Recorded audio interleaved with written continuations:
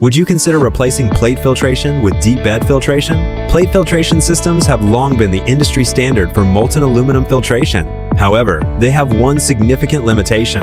The filter plate typically needs to be replaced after every casting cycle. At molten aluminum temperatures above 600 degrees Celsius, frequent filter replacement increases labor costs, while also increasing energy consumption and production downtime. For high-precision continuous casting lines, deep bed filtration is becoming the preferred solution for many aluminum producers. AdTech deep bed filters are designed for demanding applications such as can stock, foil stock, PS plate, and aerospace alloys. Using mechanical interception, adsorption, and sedimentation, the system efficiently removes oxide films and non-metallic inclusions. It provides a filtration accuracy of 530 micrometers, helping deliver cleaner molten aluminum. The system also supports semi-automatic operation, reducing manual intervention and energy consumption, while improving production, continuity, and operational efficiency. AdTech specializes in molten aluminum degassing and filtration technologies, providing reliable molten aluminum purification solutions for aluminum producers worldwide.